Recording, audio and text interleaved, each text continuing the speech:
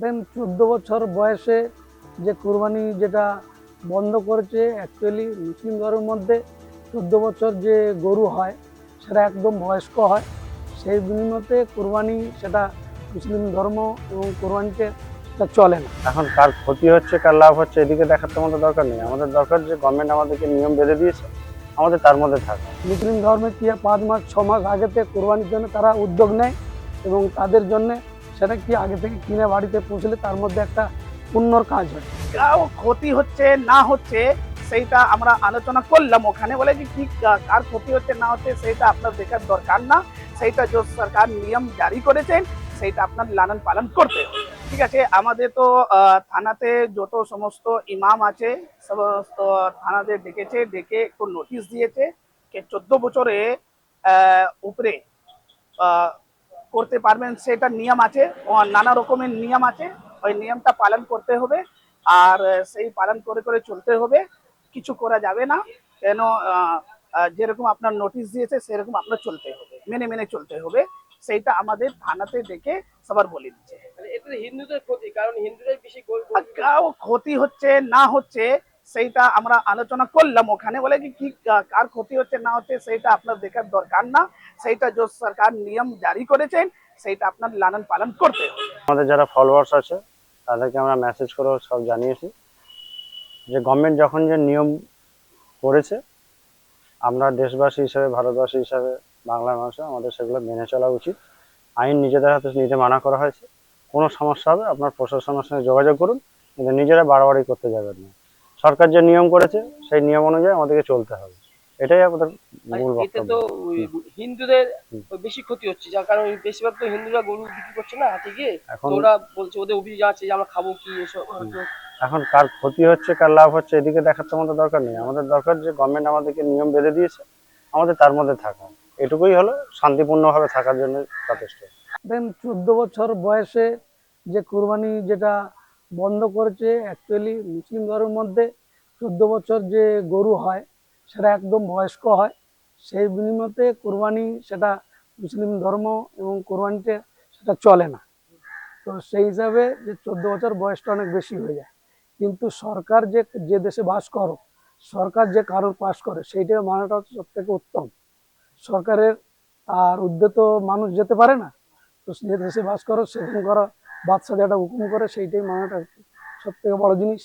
এবং সেখানকার প্রশাসনের সঙ্গে যোগাযোগ করে কি করলে হবে সেইটাই তারা যে বলবে সেই হিসাবে মানুষ চললে তাহলে শান্তি আসবে। আসলে হিন্দুদের বেশি ক্ষতি হচ্ছে না, কারণ বেশিরভাগ তো হাটে গিয়ে হিন্দুরা গরু বলছে, ইয়া গরু বিক্রি করছে না, কি করবেন, কি খাবেন।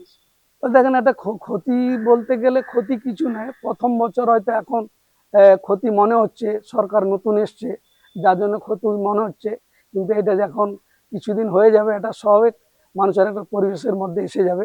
এখন প্রথমবার বলে একটু কষ্ট হচ্ছে, আর সেটা হচ্ছে তারা আগে থেকে মুসলিম ধর্মে কি 5 মাস 6 মাস আগেতে কোরবানির জন্য তারা উদ্যোগ নেয় এবং তাদের জন্য সেটা কি আগে থেকে কিনে বাড়িতে পৌঁছলে তার মধ্যে একটা পুণ্যর কাজ হয়, যার জন্য এটা কিনে রাখা হয় বাড়িতে এবং কেউ টাকা দিয়ে অন্য জায়গায় রাখে। তো যার জন্য তার একটু কষ্ট বেশি হচ্ছে, তারা আর গরু দিতে পারছে না, টাকা নিয়ে লোকের কাছ থেকে বসে আছে, যার জন্য তাদের কষ্টটা একটু বেশি হচ্ছে। এই নামাজ পড়া যে রাস্তা বন্ধ, তো আপনি কত সমর্থন করছেন? এই রাস্তার লোকদের অসুবিধা করে যে যেটা হয়, আমার স্ট্রিটে বলুন, রাজাবাজার বলুন, লোকের অসুবিধা হয়, তো আপনাদের এখন নামাজ পড়া নিয়ে অনেক সময় কি হয়, মসজিদ ভরে গেলে রাস্তার ধারে মসজিদ হলে তারা রাস্তায় এসে পড়ে। তো সেই ক্ষেত্রে বিকল্প যেটা এখন তারা করেছে, যে দরকার হলে দুটো জামাত করে নিচ্ছে। একটা জামাতে যদি লোক না ধরলো, দাঁড়ালো, পরের জামাতে করলো, তাহলে রাস্তায় হলো না। এবার মানুষের তো অনেক সময় সময় থাকে না, তারা এসে দাঁড়িয়ে যায়। যেহেতু সরকারি নিয়ম, অর্থাৎ যেভাবে বিকল্প রাস্তা আছে সেগুলো বেছে নেওয়াটাই ভালো। তাতে ভালো হবে সকলের জন্য। রাস্তাঘাট তো সকলের জন্য, সাধারণ মানুষের জন্য, সেটাকে আটকে না রাখাই ভালো। আমরা তো আমাদের মসজিদের দুটি হবে। যখন আমাদের জামা মসজিদে মসজিদের বাইরে বাইরে নামাজ হচ্ছিল, সেইটা নামাজের জন্য আহ দুইটা নামাজ হয়ে যাবে। হ্যাঁ, একটা উপরে একটা নিচে, সেই রকম। আপনারা হ্যাঁ, ঈদের নামাজ যেরকম, বকরা ঈদের নামাজ যেরকম, জুমায়ের নামাজ যেরকম রাস্তার মধ্যে হচ্ছিল, সেইটা বন্ধ করে সেইটা নামাজ হচ্ছে, দুইটা নামাজ দুই টাইমে আলাদা আলাদা করে। বিভিন্ন জায়গার জন্য এটা করা হতো। এখন যদি সরকার আমাদেরকে সেরকম দেয়, অনুমতি দেয় আরো জায়গা বাড়ানোর বা মসজিদ বাড়ানোর, তাহলে আমরা মসজিদের মধ্যেই করব। একবার না হয় দুবারই ওখানে নামাজ পড়ব, সরকারি আইন মেনে, সরকারি আইন অনুযায়ী। দেখেন, মসজিদ বলতে গেলে মানুষের বসবাস যদি সংক্ষিপ্ত জায়গার মধ্যে যদি শর্ট হয়, সেখানে একটা ছোট্ট মসজিদ দীর্ঘ বছর ধরে করা আছে, সেই মানুষের সমাগম বাড়তে থাকে, ধীরে ধীরে ছেলেপুলে বাড়তে থাকে, সেখানে জায়গা শর্ট হচ্ছে। কিন্তু সেখানে পরিবেশটা যখনই বাড়ছে, তো মানুষ বিভিন্ন জায়গাতে কাজ কাম থেকে সেই জায়গার মধ্যে যেখানে প্রার্থনা করার জায়গা আছে, নামাজের জায়গা আছে, অমুক জায়গায় চলো, তো তারা এসে পিছনে দাঁড়িয়ে যায়। দাঁড়াতে দাঁড়াতে সেই জায়গাটা কি হয়, রোডের মধ্যে চলে আসে, রাস্তার মধ্যে চলে আসে।